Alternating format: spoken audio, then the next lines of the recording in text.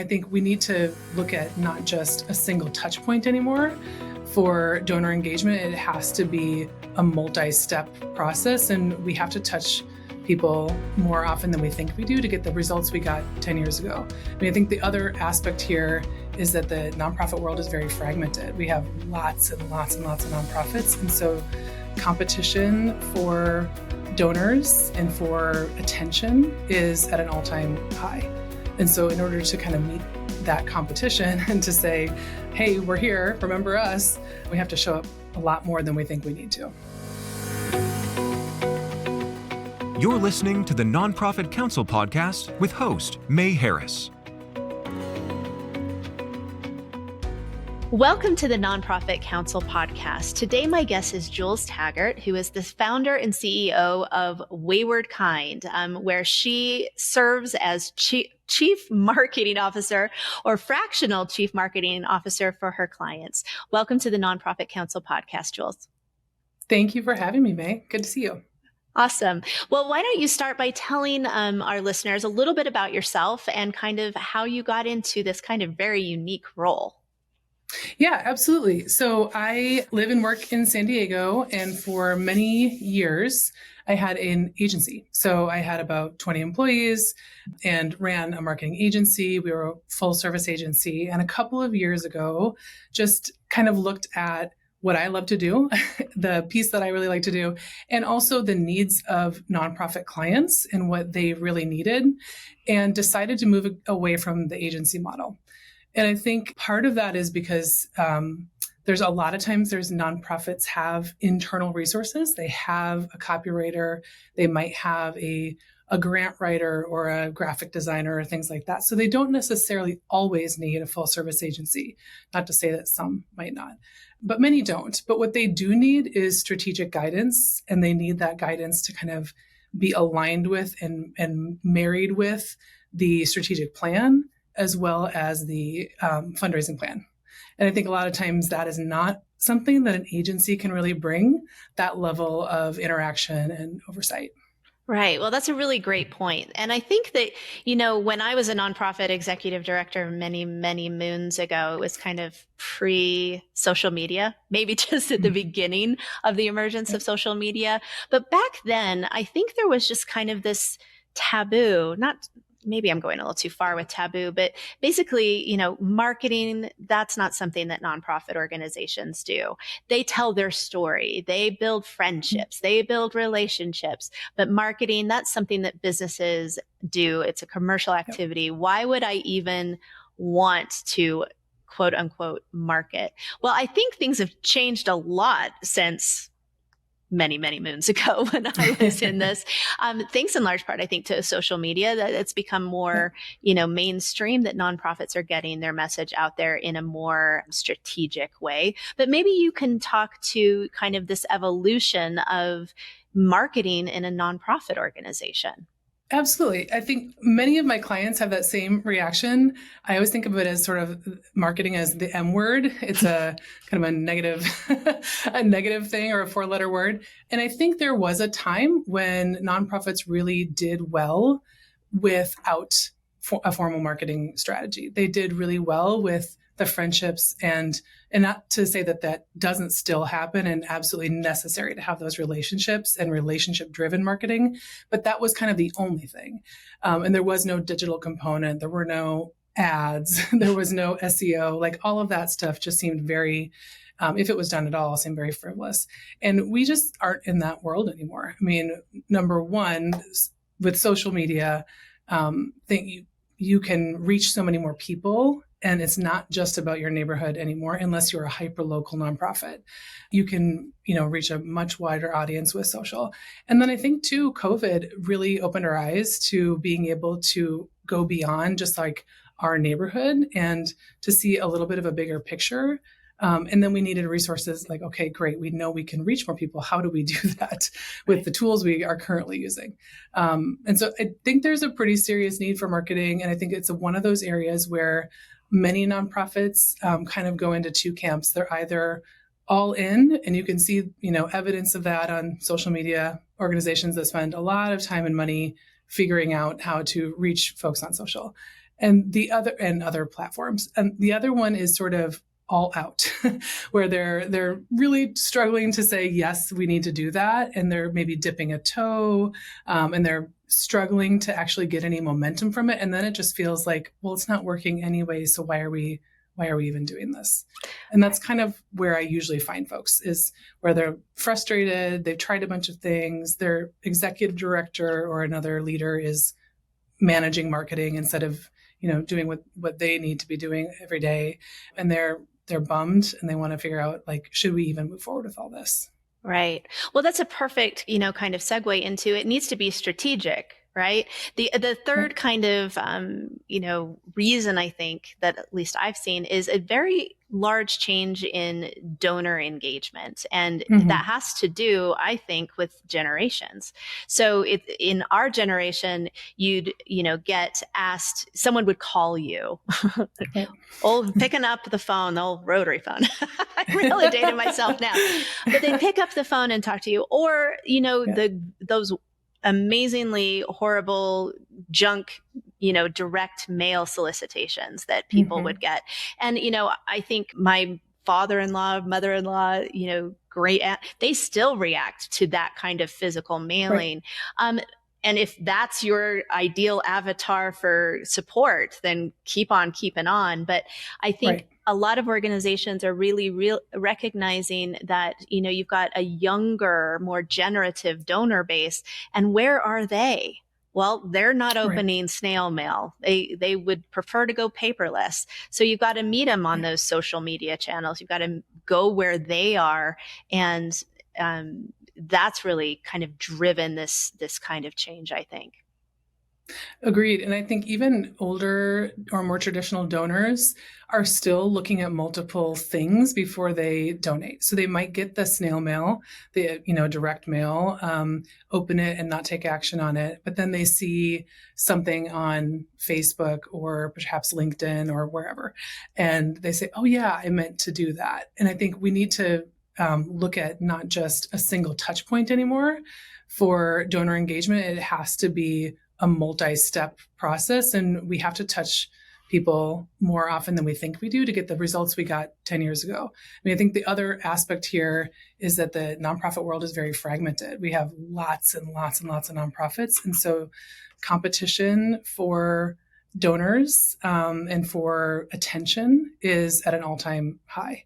And so in order to kind of meet that competition and to say, hey, we're here, remember us, we have to show up a lot more than we think we need to.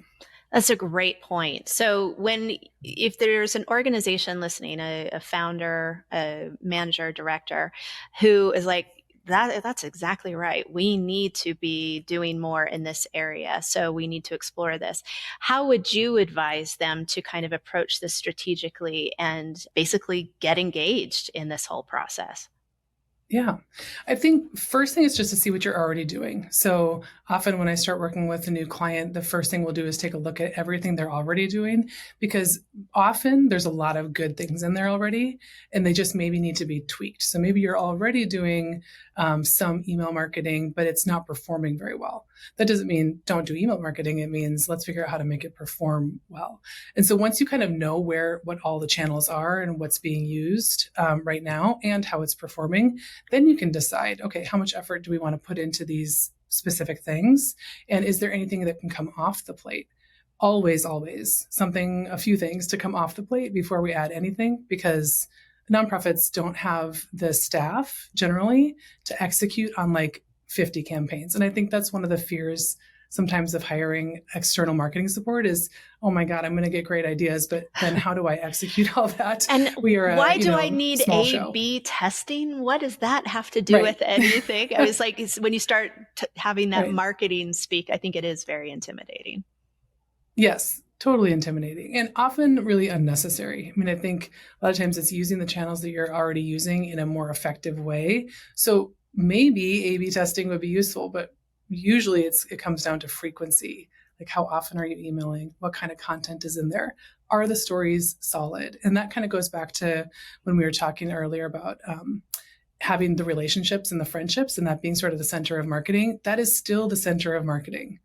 I think if you can empathize with your donor and you can be useful to your donor in some way, the combination of empathy and utility is the best marketing if you have those two components. So you mentioned earlier that some organizations might have copywriters. Do you think that that's really critical for an organization that's launching, a marketing campaign or some kind of initiative like this, that they have access to good copywriting?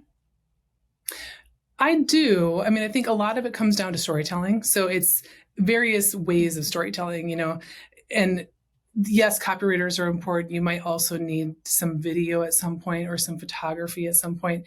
Depends on the story you're trying to tell and the channels you're using to tell it.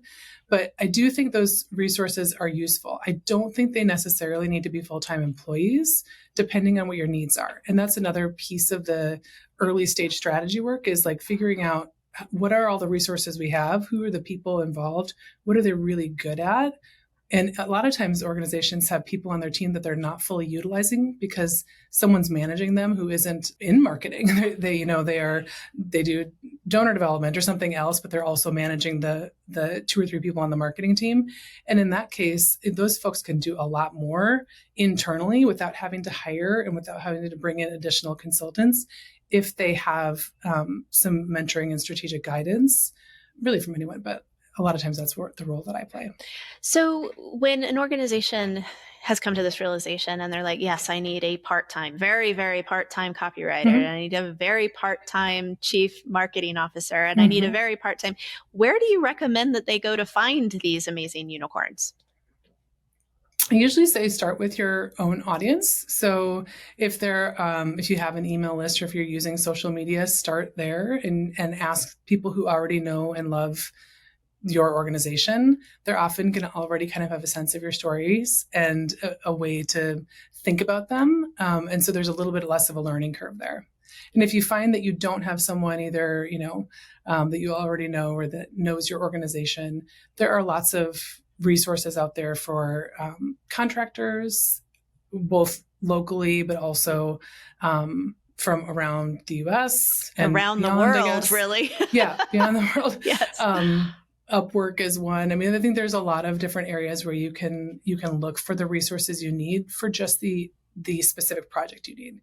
So if you don't already have an internal team, it doesn't always make sense to build one. Sometimes it makes sense to have a good sense of what the project is and to bring in a resource or a team member who can work short term on a project. Like if you've got a gala coming up or you've got an annual report that you need to put out, those kinds of things may not necessarily need to be a full-time person. Right.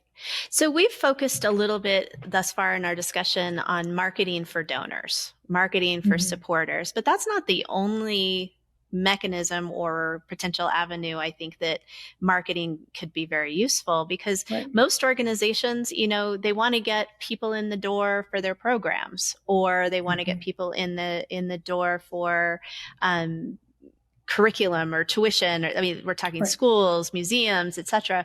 So it isn't just, marketing for donors. It's marketing for stakeholders, for supporters, for clients, really, when you think about it, for some nonprofit organizations. So if you look at that direction, where should an organization really focus their strategy if that's the focus they need to kind of focus on? Focus on that focus. Yeah. I would say the first thing to do is to really think about who those audiences are. And that's sometimes a struggle for nonprofits. When I start working with someone, often they are doing the same marketing to everyone, everywhere, on every channel. And there's no segmentation, which again, sounds like a big marketing word that might feel unnecessary. But if you're marketing to if you're saying one thing to donors, you might be saying something really similar to program registrants or workshop attendees or whatever it is for your other offerings. But it's not going to be exactly the same. And the way that people are engaging with your work and with your organization is not going to be exactly the same. So you have to know who those folks are. And then as much as you can, send out different messages to different people. So if you've got an email campaign, for example, and you do have donors, but you also maybe do some paid workshops or something, you would want to send those two groups of people slightly different content based on what you know about them. Right. And that can filter down to the messages that you're posting in the different social media channels. You know, to Right. registrants, it might be you're going to find them on Facebook or LinkedIn. For donors, Right. it might be TikTok or Instagram. Right. It's really diving deep and digging into where the people you're trying to reach actually are. So, Right.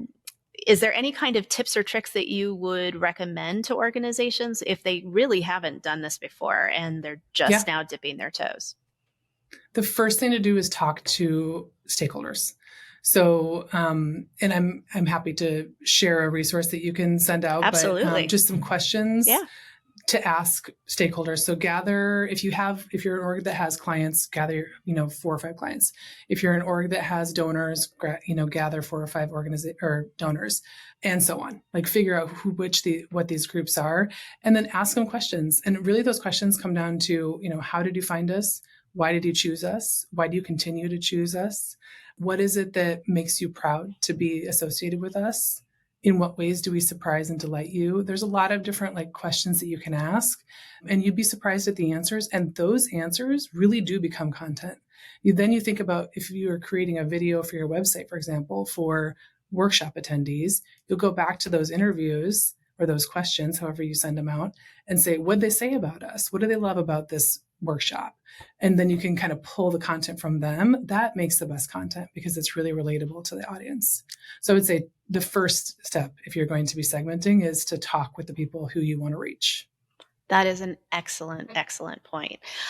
So you serve in the role as Chief Marketing Officer. What does that really mean? What is the role of a Chief Marketing Officer for a nonprofit? Yeah. So I am external, so not part of the internal team, part-time, hence the fractional part of things. Sometimes that looks like 4 or 5 hours a week, and sometimes it looks like, 40 hours a month. It really depends on the needs of the organization and what kind of internal resources they have. So if they've got an internal, a couple of internal people, that might be less time than if I were kind of a one-woman show. And I think for many fractional CMOs in other sectors, other industries, it's very hands-off on the execution. I do not take that approach. And I think the reason for that is because so many nonprofits are scrappy and they're doing a lot with a little, and I need to meet that same need. So I am both come in and provide strategic guidance and also roll up my sleeves and get some of the work done, really focusing on filling gaps, not, if they've already got a grant writer, you wouldn't need me to do that part. If they've already got, someone who's doing photography, that's unnecessary. So, and then in terms of filling the gaps, also recommending other resources. So for example, if an organization needed a video, that is not something I do. Let's say it's not something they have internal resources for. Just bringing in a videographer. So helping them vet them and get a good price on that, and making sure that the work is done well and that it's up to standard. Excellent point. So you've mentioned a couple of times there's so much on the plate of executive directors, typically, especially in these smaller, scrappy, don't have a ton of resources. A lot of times I've found it helpful to at least engage in the primary stakeholders, which at least for new organizations seems to be the board of directors. So what is your strategy for really working with a working board? Because again, that's typically what happens in young organizations. They have a very engaged, very much a working board. So what are some strategies that you use to engage board members? Yeah, I think often board members are one of the audiences. So we were thinking earlier about, bringing together a few people to ask some questions. That is definitely one group to ask because they've seen it. Often they are also donors. They are also engaged in some way in the work itself, and they have governance and oversight of the organization, and they work closely with the executive director. So it's a really good place to start to ask questions. And then I think the key there is to see what they're interested in doing. So some boards that I've worked with are like, send me information so I can share it on social. Give me, we have a file of assets, images, and copy and things like that they can pull and post on their own social media channels.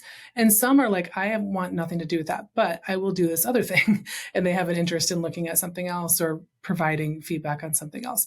I think it's to like you said, make sure you're understanding their role and their interest in being a part of it, and then making it as easy as possible, because often they're not just on one board, they're on many, and they've also got maybe a full-time job, or they're retired and traveling or whatever.